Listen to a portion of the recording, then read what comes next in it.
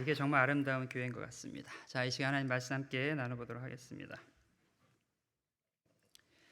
오늘 하나님께서 우리 가운데 주시는 말씀은 여러분들 잘 아시는 본문입니다. 시편 1편 1절에서부터 3절까지의 말씀입니다. 시편 1편 1절에서부터 3절까지의 말씀, 우리 한 목소리로 같이 읽고 같이 말씀 은혜 받도록 하겠습니다. 같이 읽습니다. 시작. 복 있는 사람은 악인의 꾀를 따르지 아니하며 자인의 길에 서지 아니하며 오만한 자의 자리에 앉지 아니하고 오직 여호와의 율법을 즐거워하여 그의 율법을 주야로 묵상하는도다. 그는 시냇가에 심은 나무가 철을 따라 열매를 맺으며 그 잎사귀가 마르지 아니함 같으니 그가 하는 모든 일이 다 형통하리로다. 아멘. 자, 우리 믿음의 선포하겠습니다. 믿음 선포. 자, 시작. 믿음은 긍정적입니다. 믿음은 창조적입니다. 믿음은 소망적입니다. 나는 믿음의 사람입니다. 나는 주 안에서 행복합니다. 할렐루야. 아멘. 우리 옆에 있는 지체들과 같이 인사합시다. 당신은 행복한 인생입니다.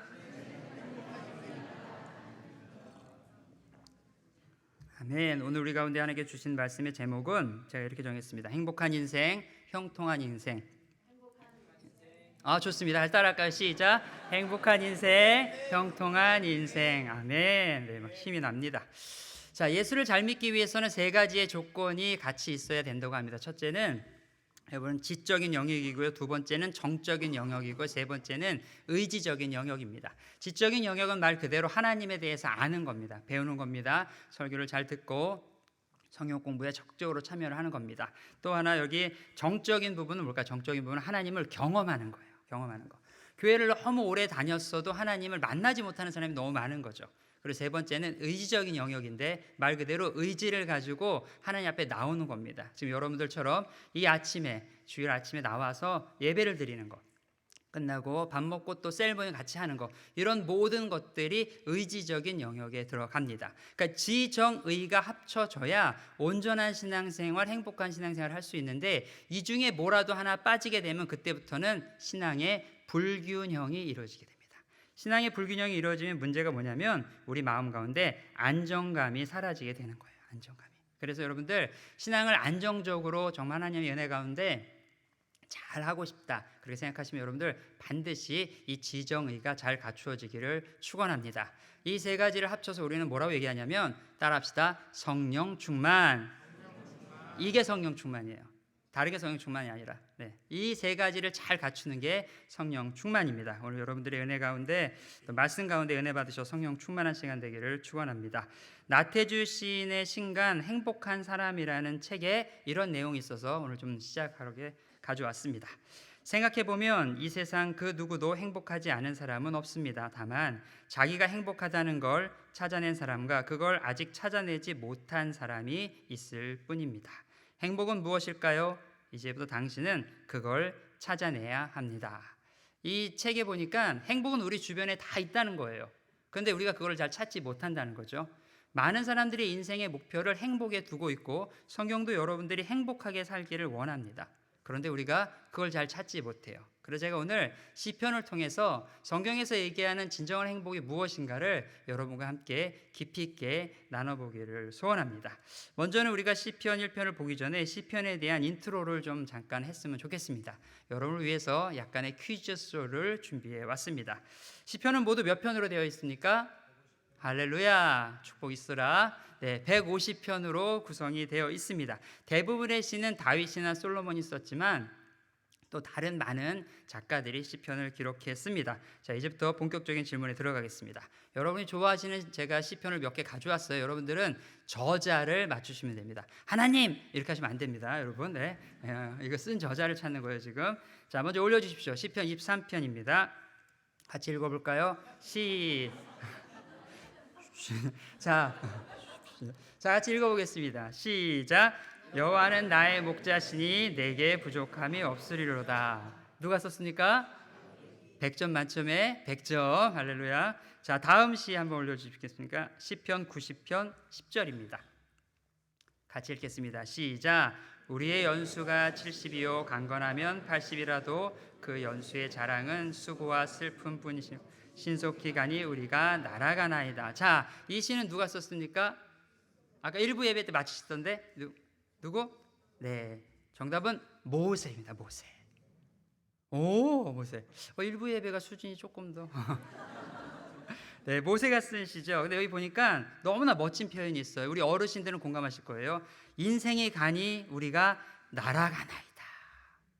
어른들 끄덕끄덕 하시죠. 젊은 친구들은 주여 이걸 알아야 할 텐데, 연수가 70이요 강건하면 80이라고 얘기하고 모세는 몇 살까지 살았습니까? 120세까지 살았습니다. 우리 바나바셀 어르신들 건강하게 무병장수하기를 축원합니다. 아멘. 자, 또 세 번째 시입니다. 맞춰보십시오. 조금 더 어려워요. 힌트, 예배팀에게 이거 잘 맞출 수 있을 것 같아요. 자, 시편 81편 10절입니다. 올려주십시오. 읽어보겠습니다. 시작. 너를 애굽 땅에서 인도하여 낸 여호와 내 하나님이니 내 입을 크게 열라 내가 채우리라. 아멘. 누가 썼을까요? 네,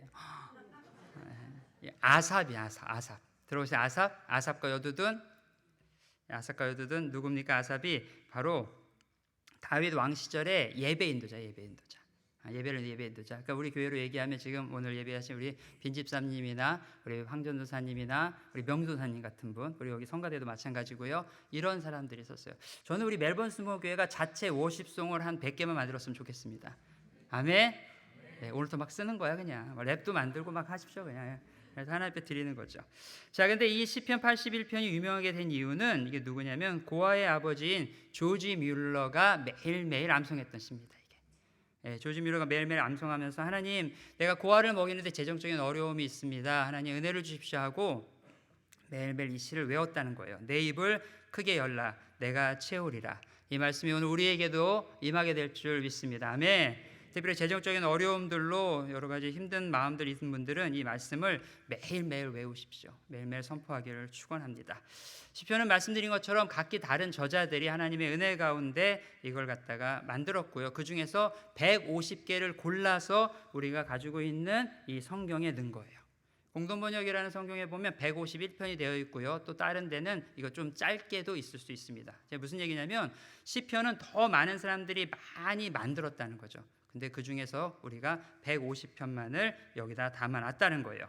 시편에 대해서 쓴 책 중에서 유진 피터슨이 쓴 하나님께 응답하는 기도라는 책이 있습니다. 이 책에 이런 내용이 있습니다. 시편의 기도가 우리에게 주는 가장 중요한 가르침은 정직합니다. 시편의 기도는 우리가 하나님을 찾는 것이 아니라 우리를 찾으시는 하나님에 대한 응답이다. 자, 우리의 기도는 우리가 하나님께 기도를 올리지만 사실은 우리를 찾으시는 하나님에 대한 우리의 응답입니다. 아멘. 여러분들 하나님께 얼마나 응답하고 계십니까? 여러분 언제 속 터져요? 애들 이름 부르면 애들이 밥 먹어라 그러는데 안 돌아와. 속 터집니까? 안 터집니까? 터지죠. 네. 여러분들 하나님 속이 얼마나 터지실까? 그럼에도 불구하고 우리를 사랑하시는 하나님께 다시 한번 감사를 드리게 됩니다. 자, 저는 이 책을 읽다가 시편 1편에 대한 궁금증이 생기기 시작했어요. 그건 뭐냐면 왜 시편 1편은 맨 앞에 기록이 되었을까? 복 있는 사람으로 시작하는 이것이 다른 시편들을 이끌고 가는 대장 시편이라고 해요. 대장 시편으로 이끌고 가며 나머지 149편을 이렇게 끌고 가는 시편으로 되었을까? 다윗이 이 시를 만들었을 때 자기의 시가 대장 시편이 되었을 줄 알았을까? 아마 몰랐을 것 같아요. 그런데 이 시편을 정리하는 사람이 깨닫게 된 거예요. 뭐냐면 이 1편을 잘 언더스탠딩하면 이해하면 나머지 149편에 대한 비밀이 풀리기 때문이에요. 그게 뭐냐? 모든 사람들이 구하고 있는데 그게 뭐냐면 바로 복이에요. 복. 행복이에요. 그래서 이 복과 행복에 대한 개념들이 잘 잡혀서 이해를 하게 되면 나머지 것들이 풀리게 되는 거죠. 자, 1편은 이렇게 시작을 합니다. 여러분들, 복 있는 사람은, 딱 듣기만 해도 가슴이 따뜻해지지 않습니까? 저는 여러분들의 삶에 하나님의 축복이 넘치기를 축원합니다. 아멘. 근데 이 복 있는 사람에서 이 복은 히브리어로 따라합시다. 아슈레. 네, 아슈레라고 해요. 이 히브리어는 뒤에를 약간 호흡하는 것처럼 이렇게 빼줘야 조금 그럴싸하게 들려요. 네, 좋았어요 지금. 네, 아슈레, 르아흐 뭐 이런 것처럼. 자, 이게 무슨 뜻이냐면 근데 감탄할 때 쓰는 거예요. 감탄할 때. 지금의 우리말로 하면 어떤 거냐면 저런 거예요. 와우, 정말 멋지구나. so wonderful, how beautiful, 뭐 이런 뜻이에요. 이게 또 하나는 정말 행복하거나, 나는 정말 행복하거나, I'm so happy, 너무 행복해. 여러분 이런 적 있으시죠? 없으십니까? 네, 이런 적 많이 자주 있기를 축원합니다. 있어야 돼요. 우리 옆에 있는 사람을 보고 같이 한번 감탄하며 탄성합시다. 옆에 있는 사람 보시면서 아슈레. 와, 반대편 보고 또 합시다. 아슈레. 어떻게 막 감동이 찾아오십니까? 근데 어떤 사람들이 이 아슈레를 잘못 발음해서 아수라라고 발음해요. 아수라는 뭔지 아세요, 여러분들? 전쟁을 좋아하는 잡신이 아수라예요. 네, 잡신이. 그러니까 여러분 우리 마음 가운데는 아수라는 있고 여러분들 아수레가 있기를 축원합니다. 아멘. 근데 이것이 언제 쓰는 감탄사냐면 일상생활 가운데 쓰는 감탄사예요. 아침에 학교를 가려고 딱 나왔어요. 멋진 딱 태양이 떠 있고 공기가 너무 시원해요. 리프레시해요. 와, 오늘 날씨 너무 좋다. 이럴 때 쓰는 게 아슈레예요. 그냥 막 특별하고 대단한 게 아니라 내 삶 가운데 하나님께서 행하신 것들을 보면서 그냥 쓰는 거예요. 일터를 갈 때, 학교를 갈 때 날씨가 너무 좋구나, 오늘 너무 정말 생기가 도네, 이럴 때 쓰는 게 아슈레는 거죠. 또 특별히 아이들이 놀이터에서 평화롭게 놀아요. 우리 주일학교 애들 노는 거 딱 보면 어떤 생각 들어요? 정말 평화롭구나, 너무 좋구나. 그럴 때 쓰는 게 아슈레라는 거죠. 그런데 우리는 요즘 살면서 이 아슈레를 잃어버리고 있어요. 아침에 눈을 뜨면서 뭐부터 시작합니까? 인상부터 써요. 학교를 또 가야 되고 일을 또 하러 가야 되고 아슈레를 잃어버린 거예요. 저는 여러분이 침대에서 나오는 순간부터 하나님에 대한 아슈레가 회복되기를 축원합니다. 아멘. 연애를 시작하면 작은 것에도 감탄을 합니다. 그래서 별것도 아닌데 막 너무너무 좋아하는 거예요. 막 멋지지도 않은데 서로 멋지다 그러고 이쁘지도 않은데 서로 이쁘다 그러고 그냥 막 그렇게 좋아요. 그러다가 결혼해서 살면 어떻게 됩니까? 감탄은 사라지고 팩트만 남는 거예요. 반찬이 이게 뭐냐, 왜 수건을 구겨놨느냐, 침대를 왜 정리를 하지 않느냐, 양말을 왜 그 소파 밑에 쑤셔 넣는 거야, 양말을. 저금하는 것도 아니고 뒀다가 신으려고? 왜 이상한 일이 자꾸 벌어지죠. 그러니까 마음속에 뭐가 생깁니까? 감탄은 사라지고 팩트만 자꾸 남는 거예요, 사실만. 그런데 여러분, 사람을 변화시키는 것은 팩트가 아니랍니다. 사람을 변화시키는 건 뭘까요? 감동이에요. 그 감동은 어디서부터 시작됩니까?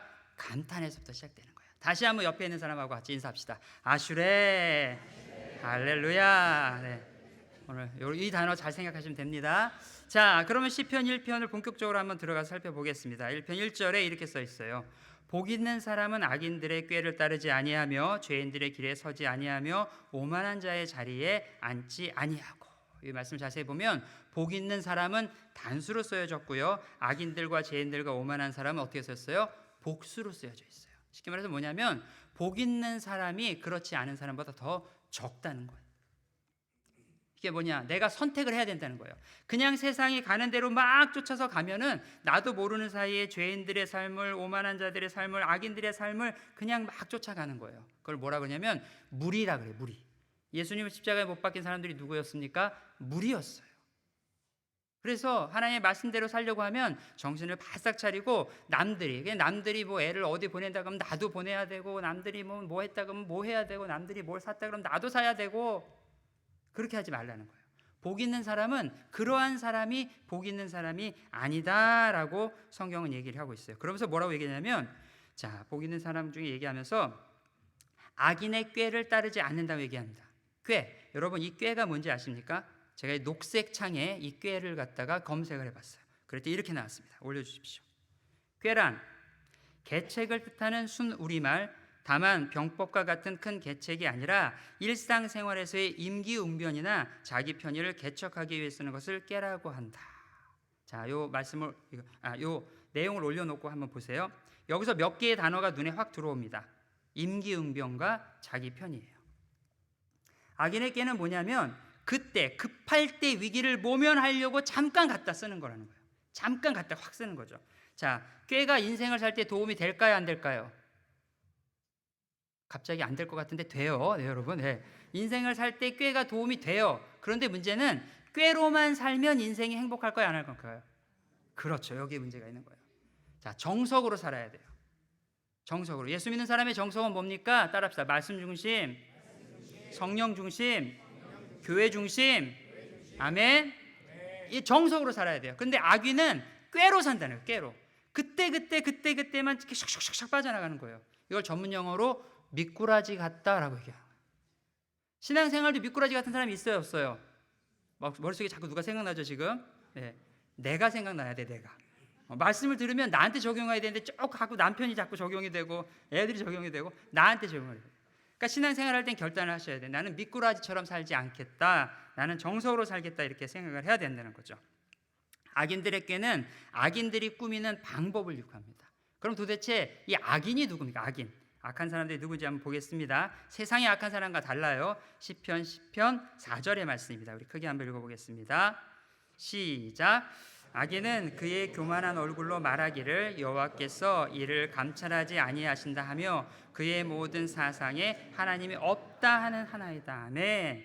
복 있는 삶을 산다는 것은, 행복한 인생을 산다는 것은 하나님의 뜻 가운데 사는 것인데, 악인들은, 다시 말해서 죄인은 회개하지 않은 죄인을 얘기하는 거예요. 여기서 또 오만한 자는 나 중심적으로 사는 교만한 사람을 얘기하는 거예요. 나 중심적으로, 내가 법인 사람. 나 중심적인 사람이 왜 문제가 되냐면 내가 우상이기 때문이에요. 내가 하나님이에요. 내가 보여서 아니면 아닌 거야. 성경이 얘기해도 아니야. 내가 아니면 아닌 거야. 집안에 그런 사람들이 꼭 하나씩 있어요. 아버지가 될 수도 있고요, 어머니가 될 수도 있고요, 자녀가 될 수도 있어요. 여러분 명심하십시오. 이게 오만한 자예요.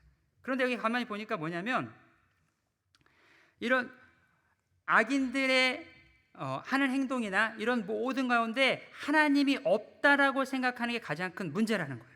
하나님이 없다라고 생각하니까 인생을 살면서 어떻게 하겠습니까? 자기 마음대로 사는 거예요. 이게 바로 성경에서 얘기하는 악인이라고 얘기를 하는 거죠. 악인이라고. 우리가 읽었던 1절 말씀 한번 가만히 보십시오. 1절 말씀에 뭐라고 나옵니까? 처음에는 악인들을 그냥 따라가요. 그냥 그 사람을 조용히 따라가는 거예요. 그런데 어느 날 나도 모르게 거기 서서 구경을 해요. 무슨 일 있나 이렇게 구경을 하는 거예요. 그러다가 나중에는 어떻게 됩니까? 그 자리에 앉아버립니다. 자, 항상 그래요. 가지 말아야 될 곳에 가기 시작하면 그 자리에 나도 모르게 앉아 있는 거예요. 음란한 곳에, 도박장에, 예수 그리스도의 은혜 가운데 우리가 가면은 마음의 부담을 느끼는 그곳에 여러분 절대로 가지 않기를 축원합니다. 아멘. 거기 지나가지도 마세요. 지나가다 보면 구경하게 되고, 구경하다 보면 그 자리에 앉게 되는 거예요. 그런데 그 사람들은 항상 뭐라고 얘기하는지 아세요? 이렇게 얘기합니다. 아니, 나는 그냥 구경만 하려고. 나는 그냥 지나가는 길이었어. 처음부터 거기에 아예 가지 말라라고 얘기를 하는 거예요. 1절은, 지금 우리가 읽은 본 말씀 1절은 복 있는 사람은, 다시 말해서 행복한 사람은 무언가 대단한 것들을 만들어서 어떻게 멋진 것들을 이룬 사람이 아니라 어떻게 얘기합니까? 악인처럼 살지 않고, 죄인처럼 살지 않고, 오만한 사람처럼 살지 않는 것이 행복한 사람들의 첫 번째 발걸음이라고 말을 하고 있는 겁니다. 동의하십니까? 아멘. 그런데 보니까 성경에 이걸 실패한 사람이 하나 있었어요. 누구냐면 창세기 13장에 나오는 인물입니다. 창세기 13장 12절 13절입니다. 우리 같이 한번 읽어보겠습니다. 시작. 아브라함은 가나안 땅에 거주하였고 롯은 그 지역의 도시들에 머무르며 그 장막을 옮겨 소돔까지 이르렀더라. 소돔 사람은 여호와 앞에 악하며 큰 죄인이었더라. 아멘. 롯은 아주 멀리서부터 소돔 땅을 봤어요. 소돔 땅을 딱 봤는데 성경에 뭐라고 나왔냐면, 소돔 땅을 봤을 때 거기가 여호와의 동산과 같다라고 생각을 했다는 거예요. 그 여호와의 동산이 뭡니까? 에덴 동산이죠. 에덴 동산처럼 생각한 거예요. 왜냐? 거기는 물질이 풍요하고 뭔가 잘 될 것 같은 거예요. 근데 저희 가면은 왠지 뜰 것 같아, 잘 먹고 잘 살 것 같아 생각해서 그쪽으로 가기 시작했다는 거죠. 근데 문제는 여기에 있어요. 결국 어떻게 됩니까? 인생을 폭망하는 인생을 살게 된 거죠. 왜냐? 여호와의 동산이라는 의미는 하나님께 주시는 풍성함을 누리는 것도 맞지만 그것보다 더 깊은 것이 있는데 롯은 그것을 알지 못했던 거예요. 그게 뭡니까? 여호와의 동산의 가장 큰 핵심은 여호와 하나님과 거니는 곳이에요. 할렐루야. 이걸 생각하지 못하고 거기에 물질적인 풍요만 본 거죠. 여러분, 여러분의 인생을 물질적인 풍요로만 보고 쫓아가잖아요. 그럼 롯처럼 되는 거예요. 나도 모르는 사이에 내가 어디에 앉아 있습니까? 소돔에 가서 앉아 있는 거예요. 정신을 바싹 차리기를 축원합니다.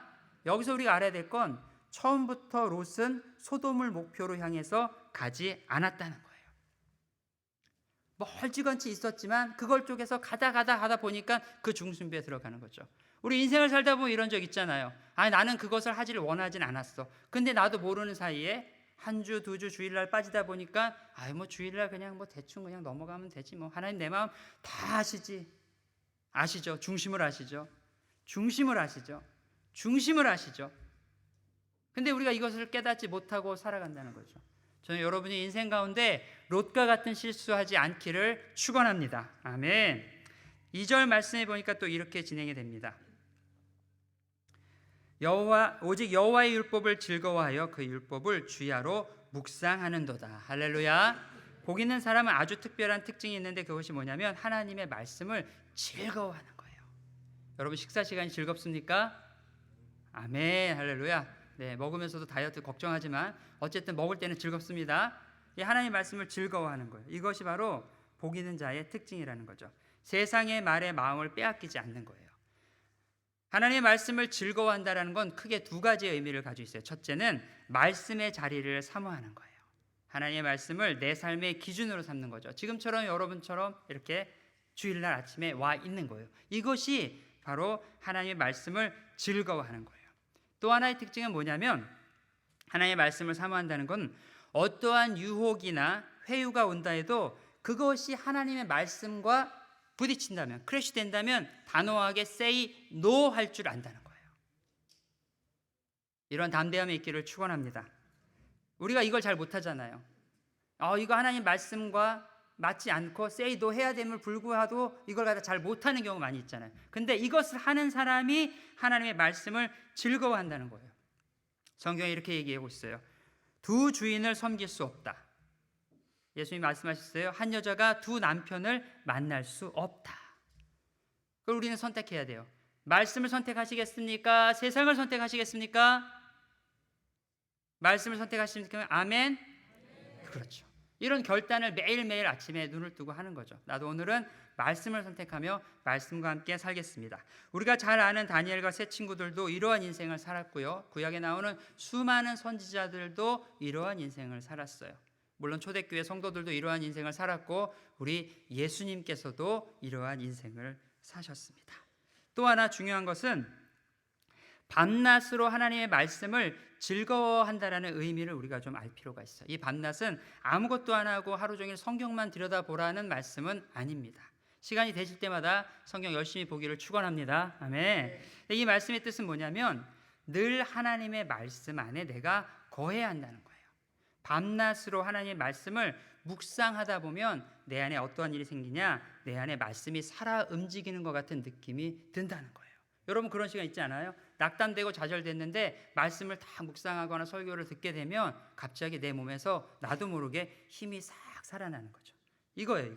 이걸 위해서 밤낮으로 말씀을 묵상하는 거죠.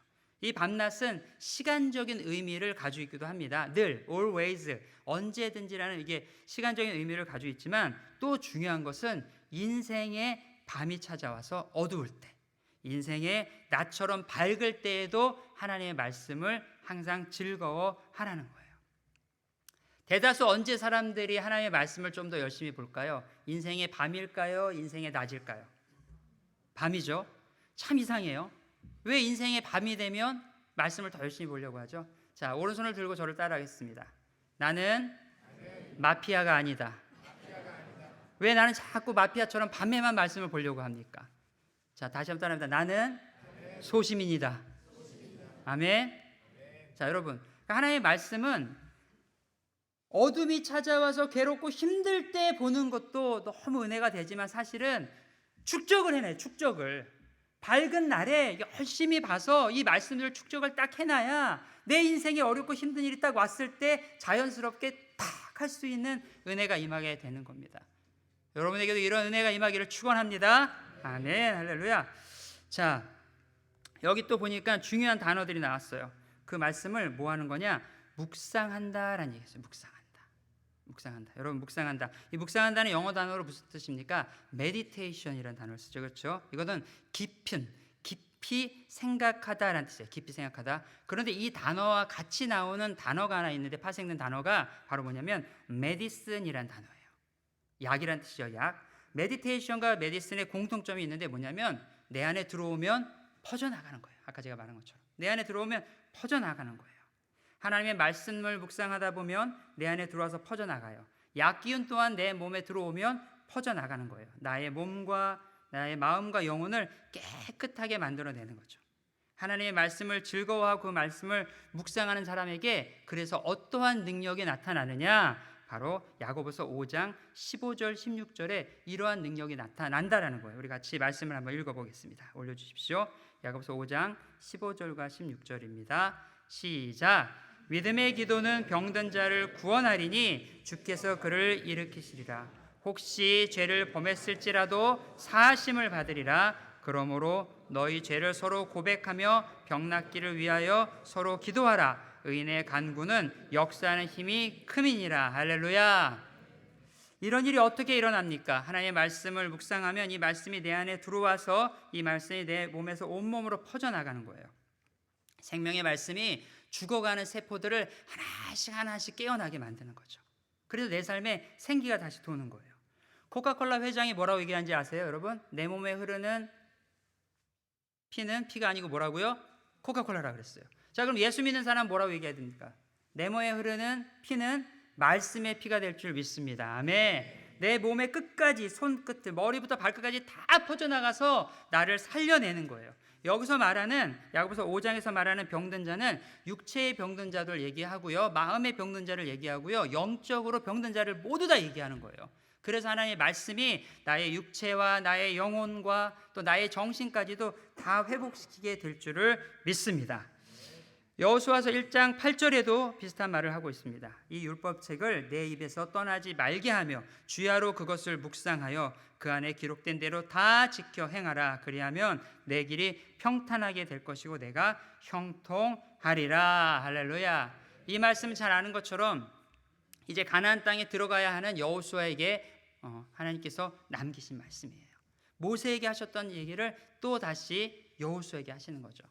제가 보니까 우리 성도들의 기도 제목을 싹 이렇게 저희가 중보기도 시간에 걷어서 보니까 새로운 것들을 준비하는 분들이 계시더라고요. 새로운 터전, 또 새로운 직장, 또 자녀들의 학교 문제, 여러 많은 것들로 우리가 기도하고 준비하고 있습니다. 여러분, 이때 정보도 필요하고 돈도 필요하고 다 인맥도 필요하고 다 필요하지만 정말 필요한 게 뭡니까? 하나님의 말씀이 여러분들에게 기준점이 되기를 다시 한번 축원합니다. 아멘. 기도의 시간을 늘리셔야 돼요. 그래서 기도의 시간을 늘리십시오. 저희가 새벽 예배가 있어요, 여러분. 아셨습니까? 저희 교회 새벽 예배 있는 거? 5시 30분에 있네요. 네, 그래서 새벽 예배 못 나오는 분들을 위해서 온라인으로 라이브 스트림을 하고 있어요. 아셨습니까? 네, 제가 매일 카운터를 하고 있어요. 우리가 대략 현장 예배 10여 분, 그리고 우리 라이브 스트림으로 10여 분 해서 20여 분이 나오는데 제가 기도 제목이 생겼어요. 새벽 예배 50명 이상 함께 동참하기를 축원합니다. 아멘. 아니, 나오지 못하시면 영상이라도 보는 거죠. 목사님 제가 아침에 못 나왔어요. 그래요? 그럼 점심시간에 보세요. 점심시간도 안 돼. 그럼 저녁시간에 보세요. 저녁시간에. 그렇게 절대로 뭐 시간 30분도 안 되는 사람은 없을 겁니다. 여러분, 다시 한번 여러분들에게 간곡히 부탁드립니다. 하루에 1시간 이상씩 특별히 어떠한 것들을 계획하고 기도하고 확장되어지길 원하고 풀려야 되는 문제가 풀리지 않기, 이게 좀 풀려야 되는데 안 풀려서 답답하신 분들은 정말 하루에 1시간 딱 작정하셔서 말씀 보고 기도하고 하나님의 은혜와 하나님의 지혜가 여러분들의 각자의 삶 가운데 충만하게 임하기를 기도합니다. 아멘. 자, 이어서 3절로 넘어갑니다. 3절 말씀입니다. 우리 함께 읽겠습니다. 시작.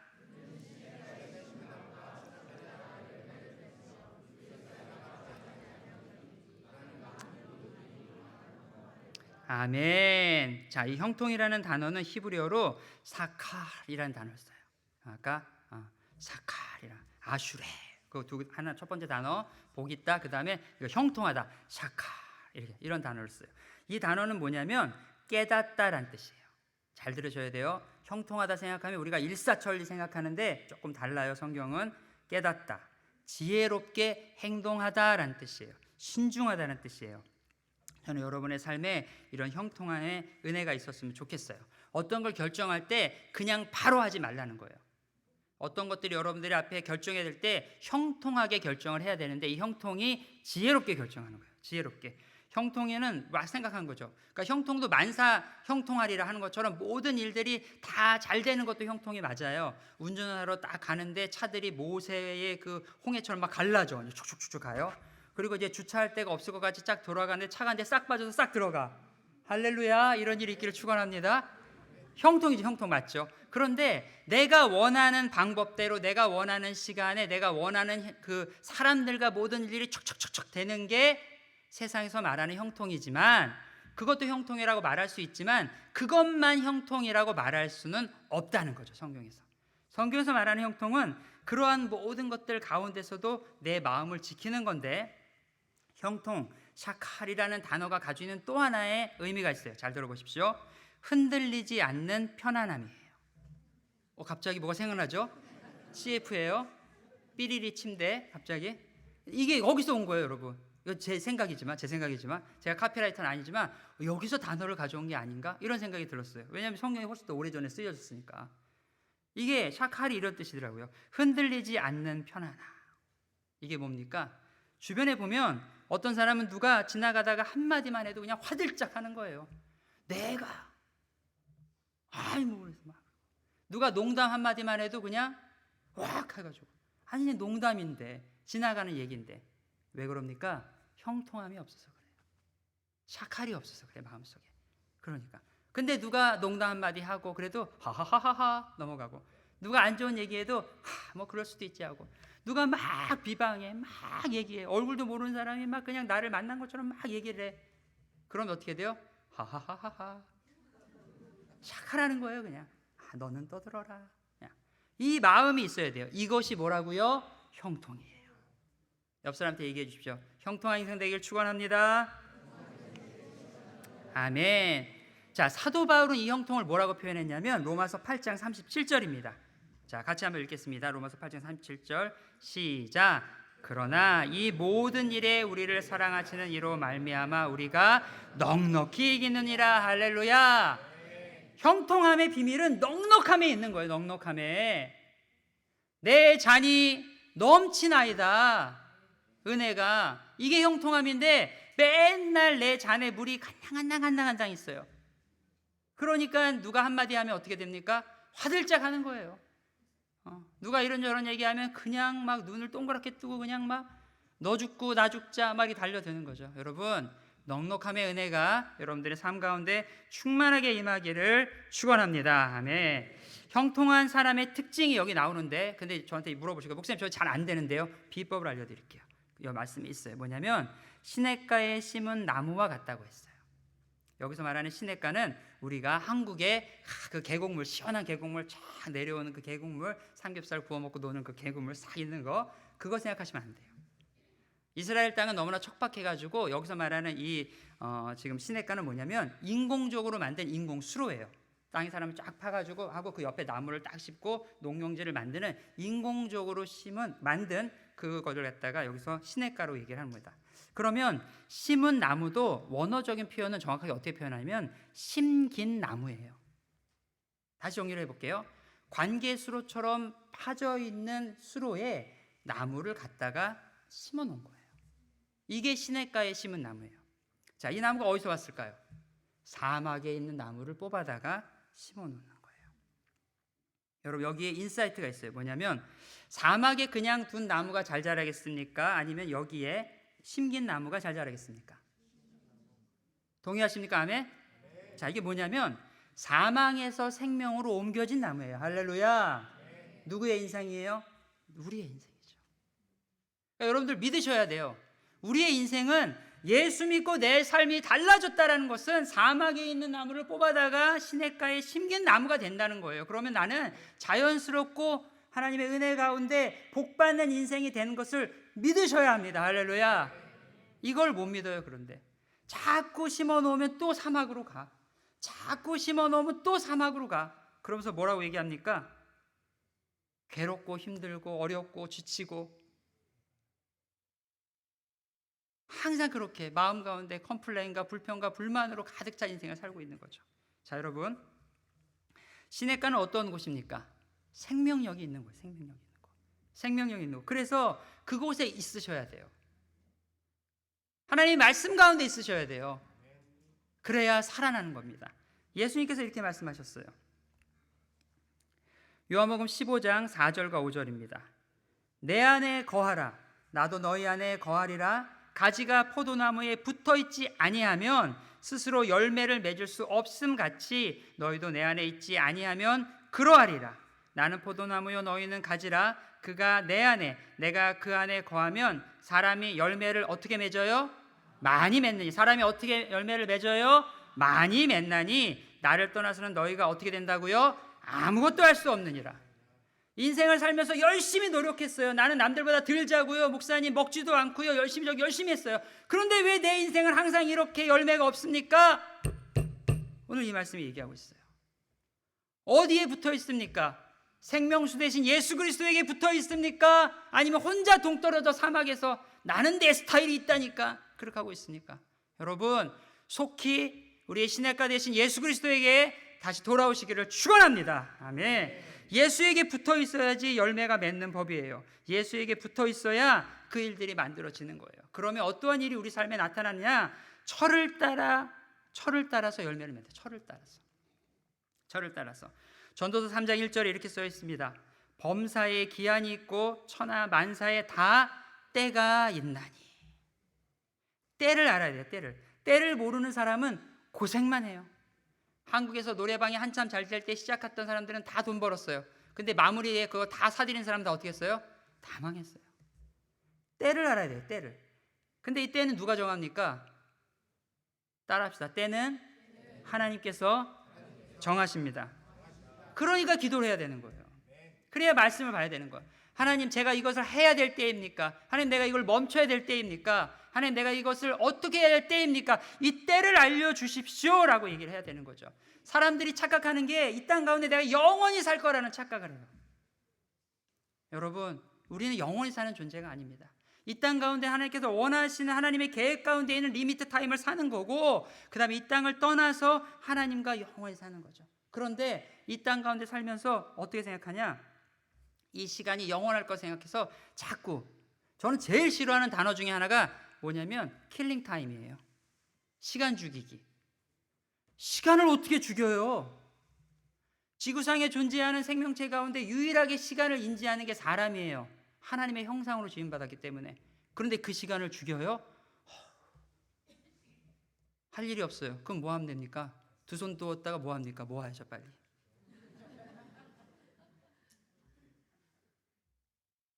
여기 보세요. 에베소서 5장 16절 17절 이렇게 써 있어요. 같이 읽겠습니다. 시작. 세월을 아끼라 때가 악하니라. 그러므로 어리석은 자가 되지 말고 오직 주의 뜻을 따라서. 할렐루야. 여러분, 이 단어를, 이 말씀을 잘 보세요. 세월을 아는 사람은 뜻이 무엇인지 이해하게 된다는 거예요. 하나님의 때를 아는 사람은 내 삶에 하나님께서 지금 내 나이에, 여기 우리 뭐 10대, 20대, 30대, 40대, 50대, 60대, 70대, 80대 많은 연령층이 있지만 내 때에 지금 무엇을 해야 되는 것인지, 내 때에 지금 어디에 투자를 해야 하나님이 기뻐하신지를 깨닫고 알게 된다는 거예요. 이게 누구에게 주시는 은혜라고요? 시냇가에 심긴 나무에게 주시는 하나님의 놀라운 은혜라는 거죠. 저는 여러분들이 이러한 복된 인생을 살기를 다시 한번 축원합니다. 할렐루야. 예배팀 나와주십시오. 제가 말씀을 좀 마무리하겠습니다. 인생에서 역경이라는 게 있어요. 여러분들 살다 보면 역경이라는 거, 내가 원하지 않았지만 닥치는 어려움들이에요. 그런데 이 역경을 여러분 반대로 한번 돌려볼까요? 역경을 한번 반대로 돌려보면 저기 앞에 나왔죠. 뭐라고 나옵니까? 더 크게 뭐라고 나옵니까? 경력이 되는 거예요. 아무도 인생의 역경을 자원해서 맞는 사람은 없어요. 내가 잡을 잃고 싶어서 잃었나요? 우리 애가 말썽을 피우고 싶어서 피웠나요? 내 비즈니스를 안 되고 싶어서 안 됐나요? 그렇지 않아요. 그런데 인생을 살다 보면 내가 원하지 않는 일들이 자꾸 내 앞에 다가오는 거예요. 그럴 때 어떻게 하시겠어요? 포기하시겠어요? 아니죠. 이것을 경력으로 바꾸는 거예요. 역경을 경력으로 바꾸면 어떻게 되냐? 이것이 나를 증명하는 이력서에 올라가게 되기를 축원합니다. 믿음을 증명하는 거예요. 역경은 나의 믿음을 하나님 앞에 증명하는 거예요. 하나님 어렵고 힘들었지만 내가 그럼에도 불구하고 이 일들을 하나님의 은혜 가운데 기도하면서 견뎌냈습니다. 주님, 나 대단하지 않아요. 주님, 할렐루야. 이걸 증명해내는 게 역경인 거예요. 여러분 명심하세요.